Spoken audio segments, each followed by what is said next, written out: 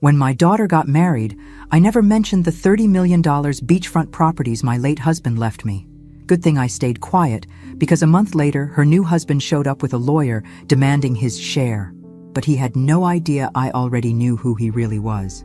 If you're watching this, subscribe and let me know where you're watching from. Let me backtrack to how this mess started.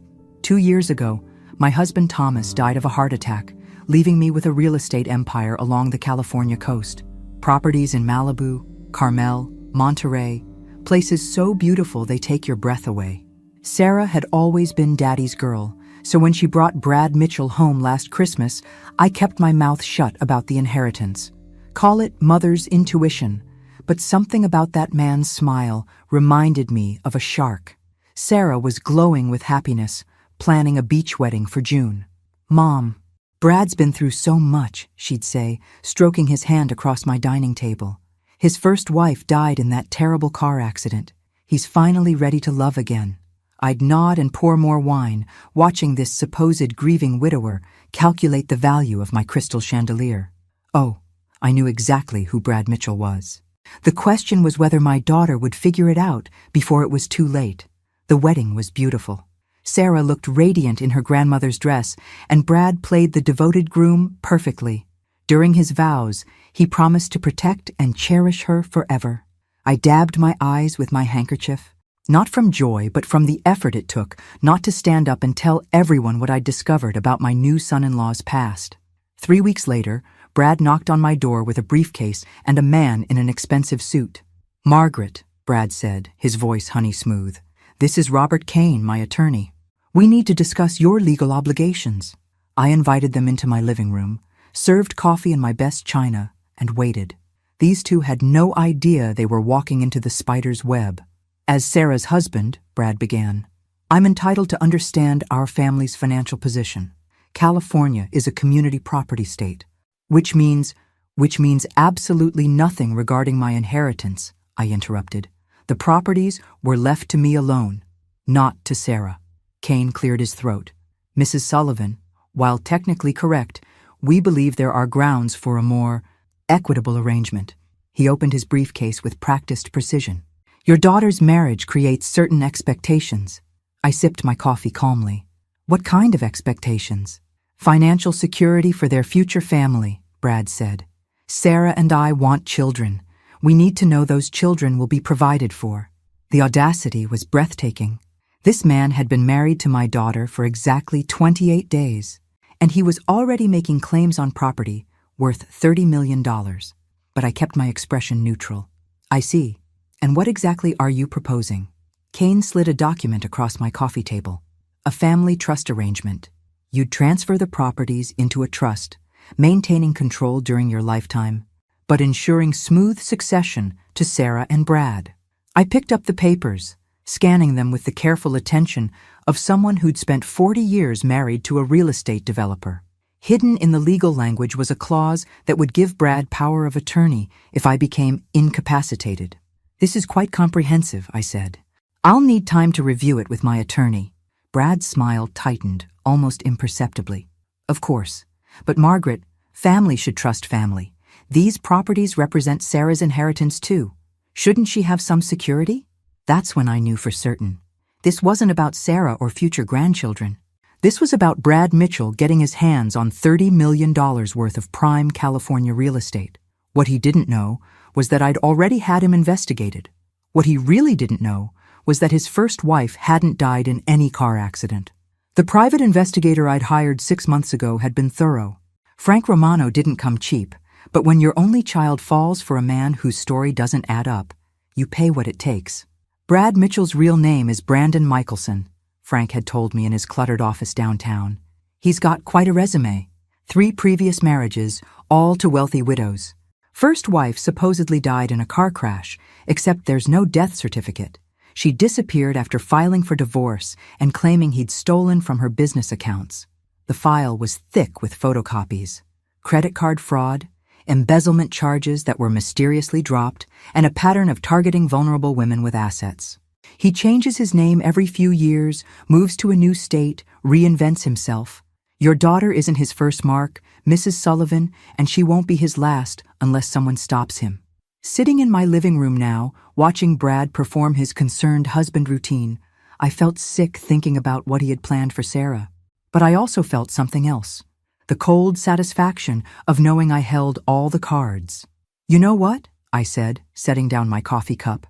"I think this trust idea has merit, but I'd like to propose some modifications." Both men leaned forward eagerly.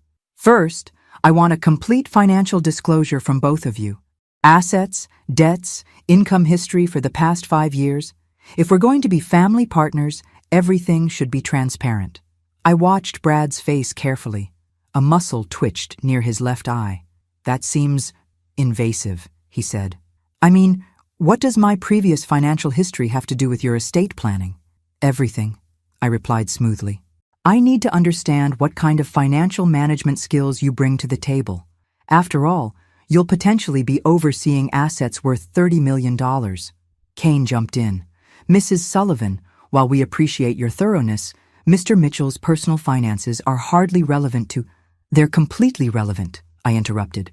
"I won't put my life's work into a trust managed by someone whose financial history I don't understand. That would be irresponsible." The room fell silent. I could practically hear the wheels turning in Brad's head. He couldn't provide a clean financial history because Brandon Michelson's history was anything but clean. "I think we need to table this discussion," Brad said finally. "Margaret, you're obviously feeling overwhelmed by such a big decision. Why don't you take a few weeks to think it over?" "Oh, I'm not overwhelmed at all," I said cheerfully. "In fact, I'm energized. This is the most interested anyone's been in my financial affairs since Thomas died." I stood up, signaling the meeting was over. "I'll have my attorney draw up some preliminary questions for that financial disclosure. Nothing too invasive, just standard due diligence. You understand?" After they left, I poured myself a generous glass of wine and called Frank Romano. "They took the bait," I told him. "Brad's going to run now. He can't risk a financial background check. What about your daughter?" I stared out my window at the ocean, watching waves crash against the rocks below. "Sarah's going to be devastated, but better heartbroken than dead." 3 days later, Sarah called me crying. "Mom, Brad left. He said he needed space to think about our future. He took all his clothes and his car and just disappeared." I drove to her apartment immediately, finding her curled up on the couch in her pajamas, clutching a tissue box. "I don't understand," she sobbed. "Everything was perfect. We were so happy. Why would he leave without even talking to me?" I sat beside her, stroking her hair like I used to when she was little and had nightmares. "Sometimes people aren't who we think they are, sweetheart. But he loved me. I know he loved me. He said I was the best thing that ever happened to him." "I'm sure you were," I said gently. "But sometimes people love the idea of someone more than they love the actual person." Sarah pulled back, studying my face. "You know something, don't you? About Brad?" This was the moment I'd been dreading. How do you tell your daughter that her husband is a criminal who married her for money? How do you explain that you've been investigating the man she loved? "I hired a private investigator," I admitted. "Something about Brad bothered me from the beginning. I needed to know more about his background." Sarah's eyes widened. "Mom, how could you? That's such a violation of privacy." "Sarah, Brad's real name is Brandon Michelson. He's been married 3 times before, always to women with money. His first wife didn't die in a car accident. She disappeared after accusing him of theft." But even as I spoke, I could see Sarah shutting down, refusing to accept what I was telling her. "I can't believe you did this," she whispered. "I can't believe you drove away the man I love with your paranoid suspicions." That's when I realized the worst part of this whole situation. Even with proof of Brad's criminal past, Sarah would rather blame me than face the truth about her husband. 3 weeks of silence. 3 weeks of my daughter refusing to speak to me because I'd dared to investigate the man who'd abandoned her. I'd call, get voicemail. I'd text, get nothing. I'd drive by her apartment, see her car in the parking lot, but she wouldn't answer the door. The worst part wasn't the silent treatment. It was knowing Brad was still out there, probably already targeting his next victim. Frank Romano had tracked him as far as Phoenix before losing the trail. "He's good at disappearing," Frank had told me. "Give him 6 months to establish a new identity, and he'll surface in another city with another story." I was having my morning coffee when the doorbell rang. Through the peephole, I saw Sarah standing on my porch, but she didn't look like my daughter. Her face was gaunt, her eyes hollow, and she'd lost at least 15 pounds. Sarah! I opened the door immediately. Sweetheart, come in. She walked past me like a ghost, settling onto my couch in the exact spot where Brad had made his demands a month earlier. I need to know everything, she said without preamble. About Brad. About what you found out. My heart broke seeing her like this. Honey, are you sure you want to? Everything, Mom. I need to understand what I married. I went to my study and retrieved Frank's file. For the next 2 hours, I walked Sarah through Brandon Michelson's criminal history, the fake death certificate he'd created for his first wife, the elderly woman in Oregon who'd lost her retirement savings to his investment scheme, the Phoenix socialite who'd nearly died from poisoning before her children intervened. He was escalating, I explained gently. Each marriage, the stakes got higher. The methods got more dangerous. Sarah stared at the photographs Frank had taken. Brad entering hotels with other women, Brad at ATMs withdrawing cash from accounts that didn't belong to him, Brad meeting with known criminals in Las Vegas. The man I married doesn't exist, she whispered. No, sweetheart, he doesn't. But I felt so connected to him, so understood. How could someone fake that level of intimacy? I sat beside her, choosing my words carefully. Because that's his skill. He studies women, learns what they need to hear, becomes exactly what they're looking for. You weren't naive, Sarah. You were targeted by a professional. I told him about Dad's properties, she said suddenly, her voice barely audible. About the inheritance. I thought we were sharing our lives with each other. When did you tell him? Our third date. He was talking about his dreams of living by the ocean, and I mentioned that Mom owned some beautiful beachfront properties. I thought I was being romantic, sharing family history. The pieces clicked together. Brad hadn't fallen in love with Sarah and then discovered her family's wealth. He'd identified her as a target from the beginning. Somehow, he'd known about Thomas's real estate empire before he'd even asked Sarah out. Sarah, where did you meet Brad? At the coffee shop near my office. He was there every morning, reading the financial section. We started chatting about investments and real estate trends. Did he approach you? Or did you approach him? She thought for a moment. He did. He complimented my portfolio analysis. I was grading papers for my economics class. Said he was impressed by a woman who understood market dynamics. Frank Romano had mentioned that Brad typically researched his targets extensively before making contact. If Sarah was grading economics papers in public, he would have known she worked in academia. From there, it would be easy enough to learn about her family connections. He played a very long game with you, I said. This wasn't accidental, Sarah. He knew exactly who you were before he bought you that first cup of coffee. Sarah broke down then. Not the gentle tears she'd shed over his abandonment, but deep, wrenching sobs that seemed to come from her soul. I'm so stupid, she gasped between sobs. So incredibly stupid. You're not stupid, you're human. And you fell in love with someone who doesn't exist. When she finally stopped crying, Sarah looked at me with an expression I'd never seen before. Something hard and determined had replaced the devastation in her eyes. Mom, she said quietly, I want him to pay for this. Not just for what he did to me, but for what he's done to other women, for what he might do to the next woman. Honey, the police have been looking for Brandon Michelson for years. If they haven't caught him yet, but we know something they don't know, Sarah interrupted. We know he's going to come back. What makes you think that? Sarah pulled out her phone and showed me a text message that had arrived that morning. Sarah, I've made a terrible mistake. I love you more than my own life. I'm getting help for my commitment issues. Please give me another chance. I'll explain everything. Brad. I stared at the message, then at my daughter's face. You think this is part of some larger plan? I know it is. He didn't get what he came for. Mom, he didn't get access to the properties. Men like Brad don't just walk away from $30 million. She was right, and suddenly, I understood what my daughter was proposing. You want to set a trap. Sarah nodded slowly. I want to give him exactly what he thinks he wants, and then I want to destroy him. Absolutely not. Frank Romano shook his head emphatically. What you're suggesting is incredibly dangerous. This man has potentially killed before. Sarah and I sat in Frank's office, laying out our plan to lure Brad back and gather enough evidence to have him arrested. I had to admit, it sounded insane when we said it out loud. But it could work, Sarah insisted. He thinks I'm heartbroken and desperate. If I respond to his text saying I forgive him, that I want him back, he'll return. And then what? Frank asked. He comes back, you reconcile, and hope he confesses to being a serial killer? Real life doesn't work like television, ladies. I leaned forward. Frank, you said the FBI has been tracking Brandon Michelson for years. What would they need to finally arrest him? Evidence of an ongoing crime. They can't prosecute him for suspected murders without bodies. They can't charge him for financial fraud without victims willing to testify. Most of his previous marks are either dead or too embarrassed to come forward. But if he attempted to defraud me? I asked.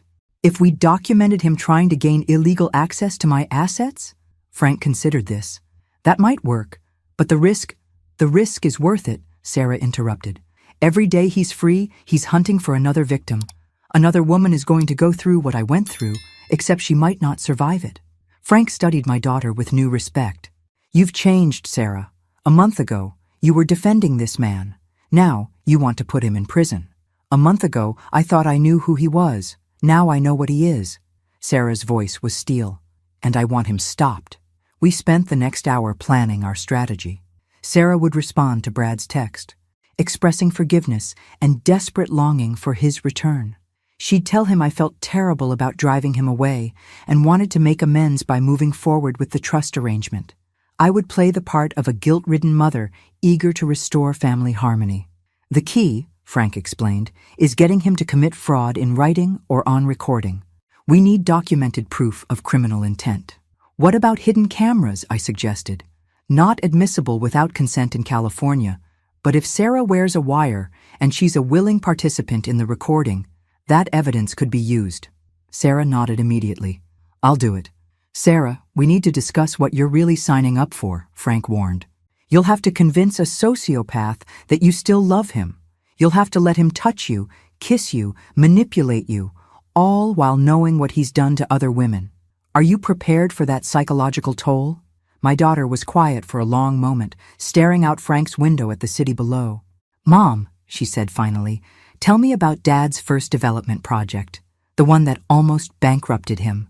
I was confused by the subject change, but I answered. The Phoenix Strip Mall. He invested everything we had, and the contractor disappeared with the money. We lost our house, had to move in with Grandma for 6 months. But he rebuilt, Sarah said. He didn't give up. He found another way. It took him 5 years to recover financially. Sarah turned back to us. Dad always said that failure only defeats you if you let it define you. Well, I'm not letting Brad Mitchell define me. I'm going to define myself by how I respond to what he did. Frank sighed. All right, but we do this my way, with proper backup and safety protocols. If at any point this situation feels dangerous, we abort the operation. Sarah texted Brad that evening. I've been miserable without you. Can we talk? I think Mom wants to apologize too. His response came within minutes. I knew you'd understand. I love you so much. I'll be home tomorrow. Home. After everything he'd done, after abandoning her without explanation, he still considered her apartment home. The arrogance was breathtaking. That night, Sarah stayed at my house. We sat up until dawn, going over every detail of our plan. Frank had arranged for unmarked surveillance outside Sarah's apartment. Sarah would wear a wire during all interactions with Brad.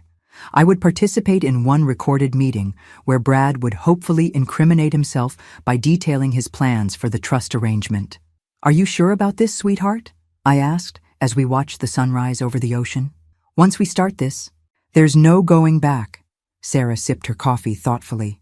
Mom, do you remember when I was 12 and those older kids were bullying me at school? You came home crying every day for a month. And what did you tell me? I smiled, remembering. That bullies count on good people doing nothing. They win when decent people are too scared or too polite to fight back. Well, Sarah said, standing up and smoothing her hair, I'm done being polite. At 2:47 p.m., Brad's rental car pulled into Sarah's apartment complex. Frank's surveillance team was in position. Sarah was wired and ready, and I was stationed in my car across the street, watching my daughter walk into the arms of a killer. This was either the bravest thing we'd ever done or the stupidest. In about 30 minutes, we'd find out which. Through Frank's earpiece, I listened to Sarah open her apartment door. Brad. Her voice was perfectly calibrated, hurt but hopeful, angry but forgiving. Sarah, baby, I'm so sorry.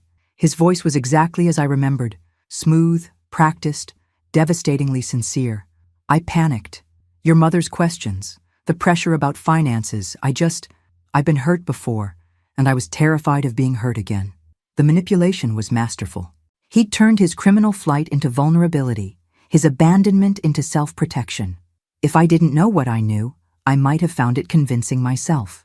I missed you so much, Sarah said, and I heard genuine pain in her voice. Despite everything she'd learned about him, part of her had truly loved the man she thought he was. I missed you too.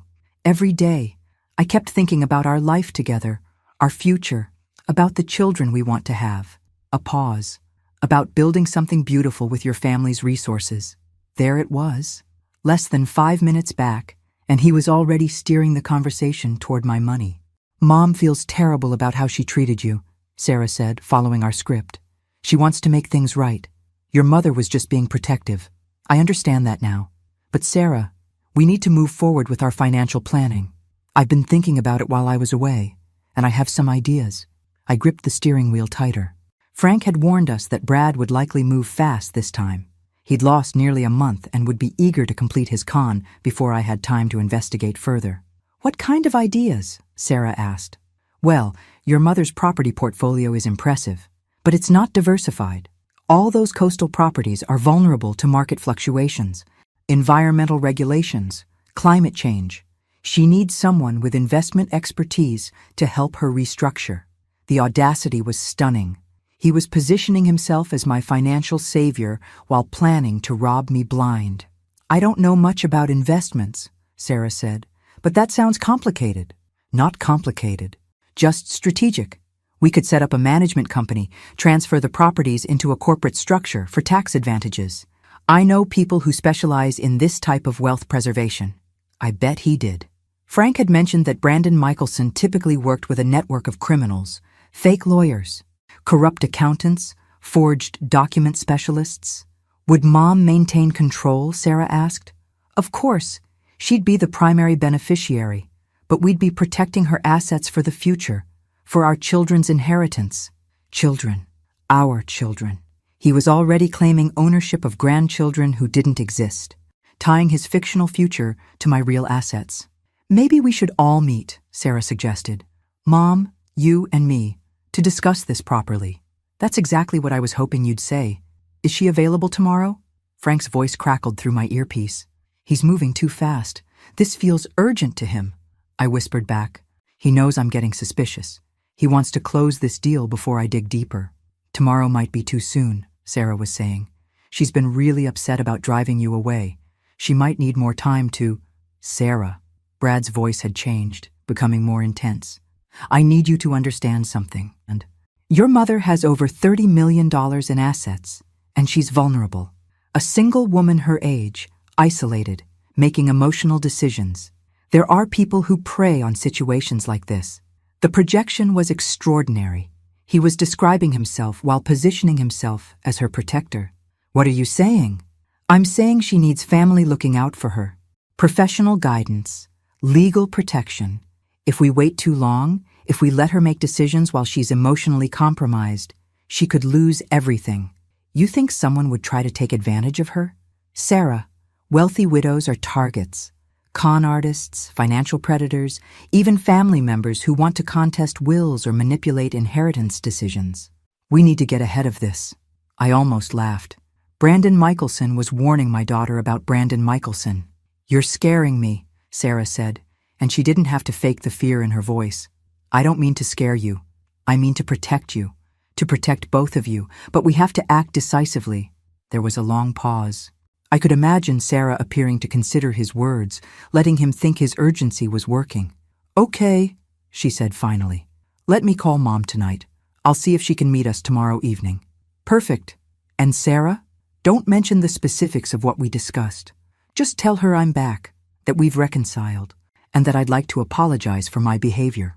Why shouldn't I mention the investment ideas? Because she'll want to research them, maybe consult her own financial advisors. We don't need outside interference complicating things. Outside interference. He meant legitimate oversight that would expose his criminal intentions. Brad, Sarah said carefully, these are big decisions. Shouldn't Mom have professional advice? She'll have professional advice. Mine. Sarah, I have an MBA from Wharton, 15 years of experience in wealth management. I'm not some amateur trying to take advantage of your family. Except he wasn't Brad Mitchell with an MBA from Wharton. He was Brandon Michelson, a high school dropout with a criminal record spanning 3 states. Frank's voice buzzed in my ear again. We're getting good material. He's building a fraud case in real time. After Brad left Sarah's apartment, I drove home to prepare for tomorrow's meeting. This would be my performance of a lifetime, playing a vulnerable widow eager to trust her son-in-law while secretly recording every word of his criminal proposal. That evening, Sarah came to my house for our final strategy session. How did it feel? I asked. Seeing him again? Sarah was quiet for a moment, like talking to a stranger wearing my husband's face. Everything he said, every gesture, every expression. I kept thinking about how calculated it all was, how he studied me to learn exactly how to manipulate me. Are you ready for tomorrow? She nodded. I want to hear him say it, Mom. I want to hear him admit that this was never about love, that I was just a mark, a way to get to your money. Honey, sociopaths don't admit things like that. They justify, they rationalize, they rewrite history to make themselves the hero. Then I want to hear his justifications. I want to understand how someone becomes that kind of monster. Sarah looked at me with eyes that had aged years in the past month. And then I want to watch him go to prison. Tomorrow would determine whether we were brilliant or foolish, whether we'd catch a predator or become his next victims. Either way, it was too late to back out now. Brad arrived at my house carrying flowers and wearing his most charming smile. If I hadn't known what I knew, I might have been touched by the gesture. Instead, I felt sick watching him perform the role of the contrite son-in-law. Margaret, he said, embracing me warmly, I owe you a tremendous apology. No need, I replied, accepting the flowers graciously. I understand I came across as intrusive, a mother protecting her daughter, perhaps a bit too aggressively. You were doing what any good mother would do. I respect that. Sarah squeezed his hand, playing her part perfectly. I told Brad how terrible you felt about causing problems between us. I did feel terrible. I lied smoothly, gesturing for them to sit. I just want my daughter to be happy. We spent 15 minutes on pleasantries, his travels during our separation, how much he'd missed Sarah, his eagerness to rebuild our family relationship. I served wine and cheese, playing the gracious hostess while Frank's recording equipment captured every word. Finally, Brad steered the conversation where we all knew it was headed. Margaret, I hope you'll forgive my directness, but I've been thinking about your estate planning situation. Oh? Well, yes. As Sarah's husband, I feel a responsibility to help ensure her future security. And frankly, I'm concerned about some vulnerabilities in your current asset structure. I leaned forward with apparent interest. What kind of vulnerabilities? Brad pulled out a leather portfolio. Props for his performance. Your real estate holdings are substantial, but they're not protected from potential legal challenges, tax liability changes, or market volatility. A single lawsuit, a regulatory change affecting coastal development, even a natural disaster could significantly impact the portfolio's value. His analysis was actually quite sophisticated. Whatever else Brandon Michelson was, he'd clearly educated himself about real estate investment. What would you recommend? I asked. A comprehensive restructuring. We'd establish a family-limited partnership, transfer the properties into a protective corporate entity, and implement sophisticated tax strategies that could save you millions in eventual estate taxes. Sarah spoke up. That sounds complicated. Would Mom lose control of her properties? Not at all, Brad assured her. Margaret would remain the managing partner with full decision-making authority, but we'd create legal protections that would shield the assets from future threats. What kind of threats? I asked. Brad's expression grew serious. Margaret, women in your position are targeted constantly. Financial advisors who charge excessive fees, distant relatives who might contest your will, even potential romantic partners who could manipulate you into poor decisions. The irony was breathtaking. He was describing his own criminal behavior while presenting himself as my protector from it.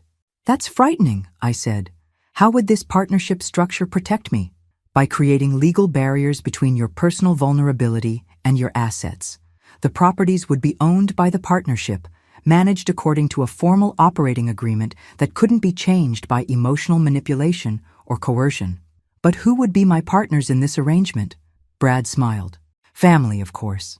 Sarah as your primary heir, and myself as someone with the expertise to help manage the investments professionally." There it was. He wanted to be my legal partner in a $30 million real estate empire. "What percentage of partnership would each of us hold?" I asked. "Well, you'd maintain majority control, perhaps 60%. Sarah would have 35% as your heir, and I'd take a small management stake, maybe 5%, just enough to give me legal authority to implement protective strategies." 5% of $30 million was $1.5 million. Plus, as a managing partner, he'd likely arrange to pay himself substantial management fees. "This is a big decision," I said thoughtfully. "I'd need to consult with my attorneys." "Of course. But Margaret, I'd recommend moving relatively quickly. The longer you wait, the more exposed you remain to potential threats." "What kind of timeline are you thinking?"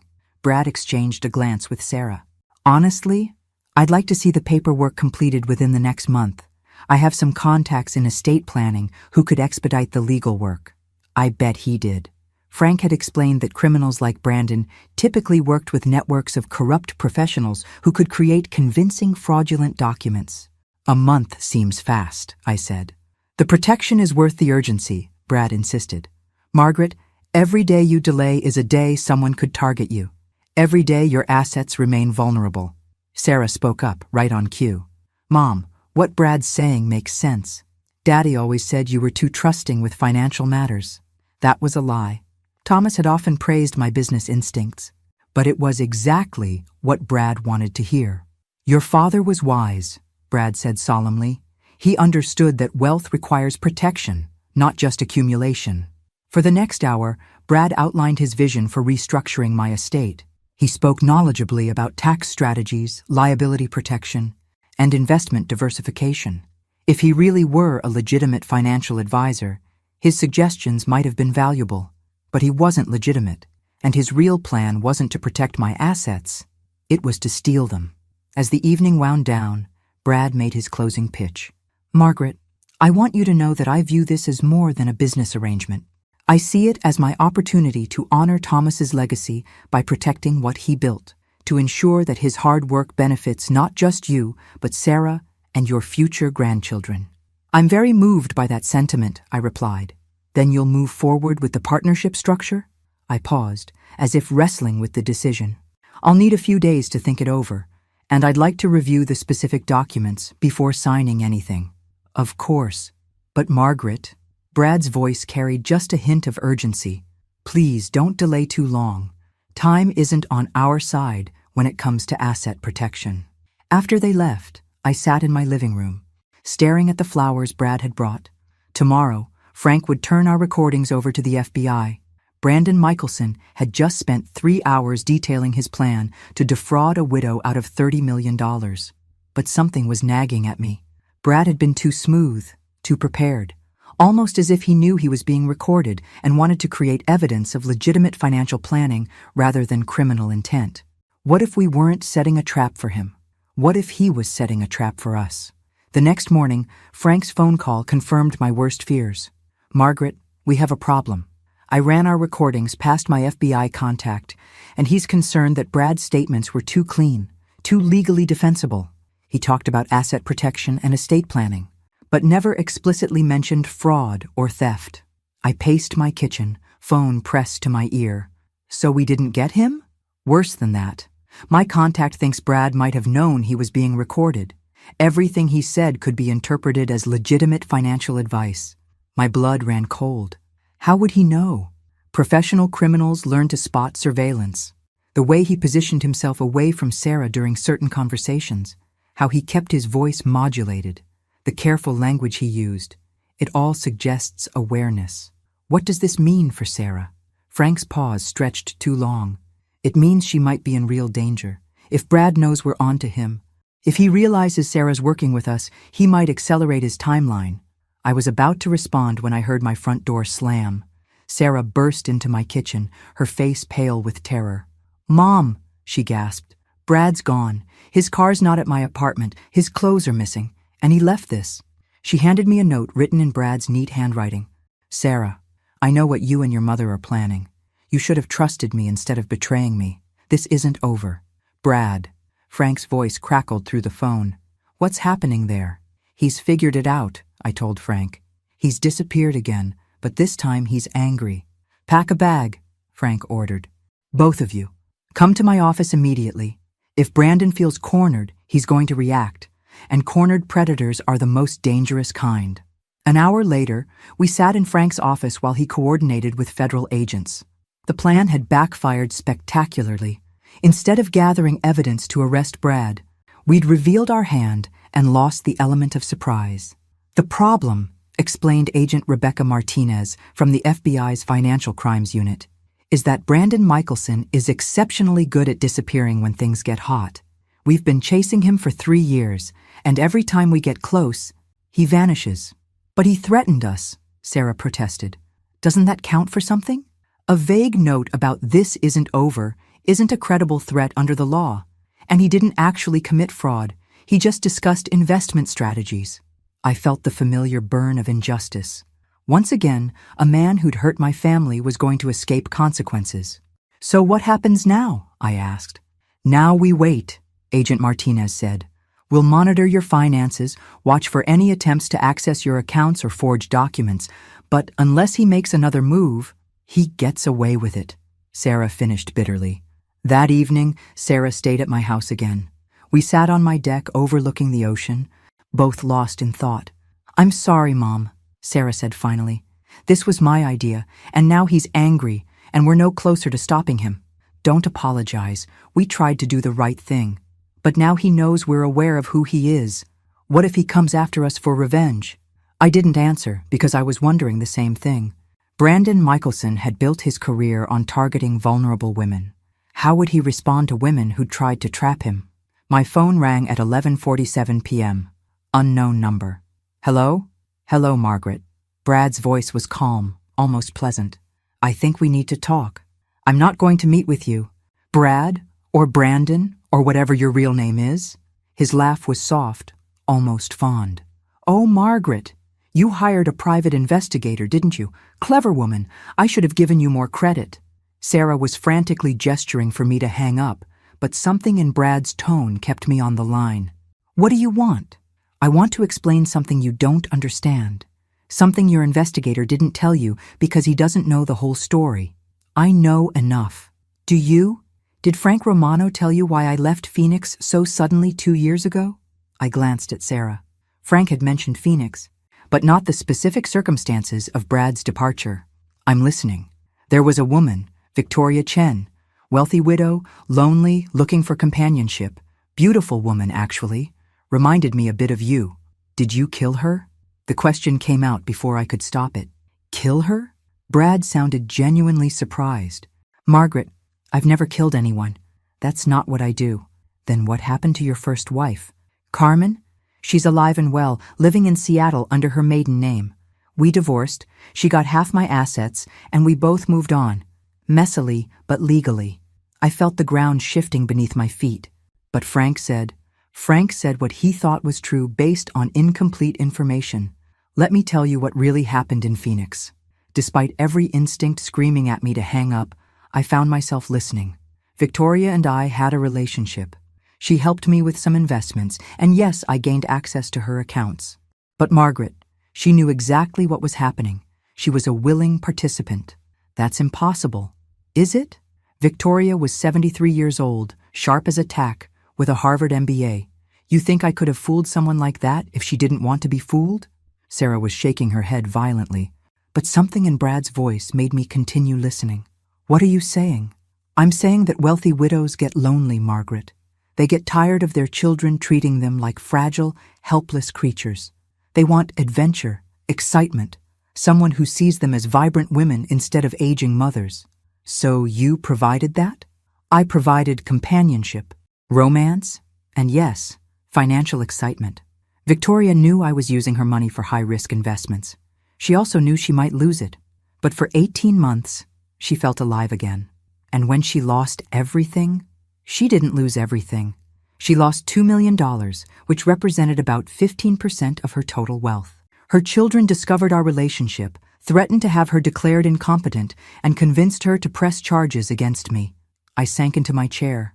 This wasn't the story Frank had told me. Why are you telling me this? Because I think you and I might have more in common than you realize. Because I think you might be as tired of being treated like a helpless elderly woman as Victoria was. I'm not helpless. No, you're not. You hired a PI, set up surveillance, recorded our conversations. That's not the behavior of a helpless woman. That's the behavior of someone who takes control of her own life. Brad, what do you want from me? I want to make you an offer. A real one, not the nonsense I was performing for your daughter's benefit yesterday. Sarah was gesturing frantically for me to hang up, but I couldn't. Not yet. What kind of offer? Partnership. Real partnership. You have $30 million in assets that are currently generating minimal returns. I have expertise in high-yield investments and international markets. We could double your wealth in 2 years. Or I could lose it all. You could. But Margaret, what's the alternative? Sitting on your properties until you die, leaving them to a daughter who's already planning how to spend her inheritance? The accuracy of that observation stung. Sarah had mentioned several times how she'd use the property money to travel, to pay off her student loans, to buy a bigger house. I need to think about this. Of course you do. But think about this too. Your daughter set up an elaborate scheme to entrap me. She wore a wire, lied to my face, betrayed the most intimate relationship in her life. What does that tell you about her character? I looked at Sarah, who was staring at me with growing alarm. She was protecting me. Was she? Or was she protecting her inheritance? Margaret, if you died tomorrow, who benefits most from my absence? The line went dead. Sarah grabbed my arm. Mom, please tell me you're not believing anything he said. I don't know what to believe anymore. He's manipulating you. This is exactly what he does. He plants seeds of doubt, makes you question the people who actually care about you. But as I looked at my daughter, I found myself wondering, when exactly had she started caring more about my money than my happiness? Agent Martinez arrived within 30 minutes of my call, but her news wasn't encouraging. We traced the call to a prepaid phone that's already been ditched. Brandon's covering his tracks well. What about what he said? I asked. About Victoria Chen? About not killing anyone? Martinez exchanged a glance with Frank Romeo. We've been investigating those claims. It's complicated. Complicated how? Frank spoke up reluctantly. Some of what he told you appears to be true. Victoria Chen is alive. She did initially defend Brad when charges were filed. Her children did pressure her to press charges. I felt Sarah's hand grip mine tighter. But, Agent Martinez continued, that doesn't make him innocent. Financial elder abuse often involves a manipulation so sophisticated that victims defend their abusers. Victoria Chen lost $2 million to highly speculative investments that Brad controlled. She was a Harvard MBA, I pointed out. Surely she understood the risks. She was also a lonely 73-year-old woman who'd recently lost her husband, Martinez replied firmly. Predators target emotional vulnerability, not just financial assets. Sarah finally spoke up. Mom, he's in your head. That's what he does. He makes you doubt reality. Doubt the people trying to protect you. I'm not doubting reality, I snapped, then immediately felt bad for my tone. I'm just trying to understand what's actually happening here. My phone rang again. Same unknown number. Don't answer it, Sarah pleaded, but I was already pressing accept. Hello, Brad. Margaret, I want you to look up the address I'm about to give you. 1247 Ocean View Drive, Carmel. Don't just look it up. Drive there. Tonight. Why would I do that? Because it's one of your properties. And because Victoria Chen is there, waiting to tell you her side of the story. The line went dead. Agent Martinez was already on her radio, calling for backup units to be dispatched to Carmel. Frank was pulling up property records on his computer. It's legitimate, Frank confirmed. 1247 Ocean View Drive is one of Thomas's properties, currently vacant, listed as a vacation rental. This is obviously a trap, Sarah said. He's luring you to an isolated location. Maybe, I agreed. Or maybe he's telling the truth about Victoria Chen. Mom, even if she is there, even if she is alive, that doesn't mean Brad isn't dangerous. Agent Martinez finished her radio call. We'll have units positioned around the property within 40 minutes. If you insist on going, we'll provide escort and surveillance. I'm going, I decided. Then I'm going with you, Sarah said immediately. No. My voice was firmer than I'd intended. Sarah, if this is dangerous, I won't put you at risk. And if it's not dangerous, if Victoria Chen really is there with information that changes everything, then I need to hear it without your emotional investment in the outcome. My emotional investment? Mom, I'm trying to protect you. I know you are. But you're also protecting your inheritance, and I need to understand where one ends and the other begins. The hurt in Sarah's eyes was like a physical blow. But I didn't take it back, because somewhere in the past 24 hours, I'd started wondering if Brad might be right about my daughter's motivations. The drive to Carmel took 90 minutes, with Agent Martinez in the passenger seat and FBI surveillance vehicles maintaining discreet distances behind us. The property was a beautiful 3-bedroom house perched on a cliff overlooking the Pacific, worth approximately $4 million. Brad's rental car was in the driveway. A second car I didn't recognize sat beside it. Margaret. Brad emerged from the house as we pulled up, his hands visible and empty. Thank you for coming. Agent Martinez had her weapon ready, but not drawn. Mr. Mitchell, I need you to stay where you are. Of course. Brad's voice was calm, respectful. Agent, there's someone inside who's been waiting to meet Mrs. Sullivan. With your permission, I'd like to invite her in. Not happening? Then perhaps the lady could come outside. A moment later, an elegant woman with silver hair emerged from the house. She was impeccably dressed, carried herself with confidence, and looked nothing like a victim. You must be Margaret, she said, extending her hand. I'm Victoria Chen, and I think you and I need to have a very honest conversation about Brandon Michelson. Victoria Chen was not what I expected. At 75, she was vibrant, articulate, and clearly in command of her faculties. She spoke to Agent Martinez with the confidence of someone accustomed to dealing with authority figures. Agent, I understand your concerns, but I'm here voluntarily. Mr. Michelson contacted me because he felt Mrs. Sullivan deserved to hear the complete truth about our relationship. We sat in the house's living room, while FBI agents positioned themselves strategically around the property. Victoria Chen told her story with businesslike precision. I met Brandon 2 years ago at a charity fundraiser in Phoenix. I was recently widowed, lonely, and frankly bored with the limitations everyone expected me to accept. My children wanted me to sell my house, move to a retirement community, spend my days playing bridge and watching television. How did your relationship with Brad develop? I asked, slowly, carefully. He was charming, yes, but he was also intelligent and knowledgeable about investments. When he suggested some alternative investment strategies, I was intrigued. You knew he was using your money for high-risk investments? Margaret, I have a Harvard MBA and 40 years of business experience. Of course I knew. I also knew I might lose money, but I was making my own choices about my own assets. Agent Martinez leaned forward. Miss Chen, you lost $2 million. I invested $2 million in high-risk, high-reward opportunities, Victoria corrected. Some of those investments failed. Others succeeded spectacularly. What do you mean? I asked. Victoria smiled. What I mean is that while I lost $2 million on some investments, I gained $3.2 million on others. My overall portfolio increased by $1.2 million during my relationship with Brandon. The silence that followed was deafening.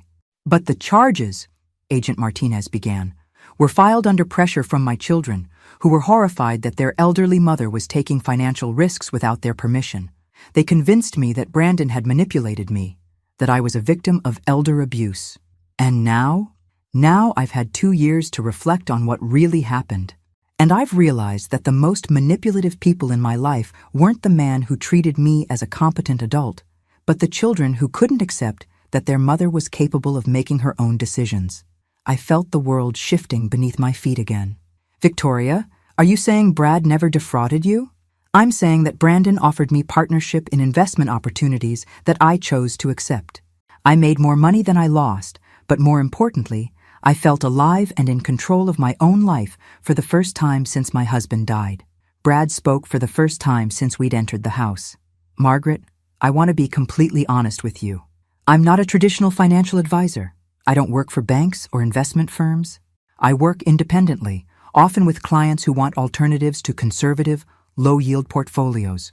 What are you saying? I'm saying that everything your investigator told you about my criminal history is technically accurate. I have been investigated for financial crimes. I have been accused of elder abuse. But I've never been convicted of anything because I've never actually committed fraud. Agent Martinez was taking notes furiously. Mr. Michelson, are you claiming that all your previous relationships were consensual business partnerships? I'm claiming that wealthy older women are often much more sophisticated and capable than their families give them credit for. I'm claiming that some people are willing to take risks for the possibility of significant returns, both financial and personal. Victoria nodded. Margaret, let me ask you something. How has your family treated you since your husband died? Have they consulted you about major decisions? Have they assumed you needed protection from the world? Have they made you feel like your primary value is the inheritance you'll leave behind? The questions hit like physical blows because they were so accurate. My daughter loves me, I said, but my voice lacked conviction. I'm sure she does, but love and respect aren't the same thing. Does she respect your judgment? Your autonomy? Your right to take risks with your own life and money? I thought about Sarah's reaction to Brad, her immediate assumption that I needed protection. I thought about the way she'd discussed my properties as her inheritance. I thought about how quickly she'd agreed to set up surveillance without considering that I might be capable of handling the situation myself. What exactly are you proposing? I asked Brad. A genuine partnership. You provide capital, I provide expertise and access to opportunities your traditional advisors would never recommend. We split profits according to a predetermined formula. You maintain control of your primary residence and enough liquid assets to ensure your security. And the personal relationship? Brad glanced at Victoria, who smiled encouragingly. Margaret, I won't lie to you. I find you attractive and interesting. But romance isn't part of the business arrangement.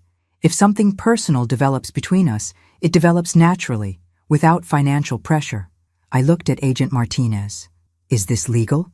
She closed her notebook reluctantly. If both parties are competent adults entering into a voluntary business arrangement with full disclosure of risks, then yes, it's legal. Even though the FBI has been investigating him, we investigate lots of people we never charge. Investigation doesn't imply guilt. Victoria stood up. Margaret, I'm returning to Phoenix tomorrow, but I want you to have my contact information. If you decide to work with Brandon, I'd be happy to serve as a reference, or just as someone who understands what it's like to be treated as incapable by people who claim to love you. As we prepared to leave, Brad handed me a business card with only a phone number. Think about it, Margaret, but don't think too long. Opportunities like this don't wait for family approval. The drive back to Monterey was silent. Agent Martinez seemed lost in thought, and I was processing everything I'd heard. Finally, she spoke. Mrs. Sullivan, I have to ask, are you seriously considering this? I don't know, I answered honestly, but I'm definitely considering the possibility that everyone else has been making decisions for me instead of with me. Sarah was waiting in my driveway when we returned, her face tight with anxiety and anger. How could you go there without me? She demanded, before I'd even gotten out of the car. How could you put yourself in danger like that? I wasn't in danger. You met with a criminal at an isolated location. Mom, what were you thinking? Agent Martinez intervened. Miss Sullivan, your mother was under FBI protection the entire time. And I have to tell you, the meeting raised some interesting questions about Mr. Michelson's actual criminal status. What do you mean? I explained about Victoria Chen, about her voluntary participation in high-risk investments, about her financial gains rather than losses. Sarah's expression grew increasingly incredulous. Mom, you're not seriously believing this. I'm seriously questioning what I believe about a lot of things. They're manipulating you. Can't you see that? This whole thing with Victoria Chen is probably an elaborate setup. Sarah. Agent Martinez verified Victoria's identity. She spoke with the Phoenix Police Department. Everything Victoria told us checks out. Sarah turned to Agent Martinez desperately. You can't let her do this. You can't let this criminal target my mother. Miss Sullivan, I can't stop competent adults from making their own financial decisions, even if I think those decisions are unwise. She's not competent. She's grieving. She's lonely. She's being manipulated. The words hung in the air like a physical presence. Sarah realized what she'd said and clapped her hand over her mouth, but it was too late. I'm not competent? I asked quietly. Mom, I didn't mean… Yes, you did. And that's exactly what Victoria Chen's children said about her. That's exactly what Brad warned me you'd say if I didn't do what you wanted. Sarah's eyes filled with tears. Mom, please, I'm trying to protect you. No, Sarah, you're trying to control me. There's a difference. I walked into my house, leaving Sarah standing in the driveway. Inside, I poured myself a large glass of wine and sat on my deck, watching the sunset over the ocean. My phone buzzed with a text from Brad. I'm flying to Hong Kong tomorrow for an investment meeting. If you're interested in joining me as a partner, let me know by midnight.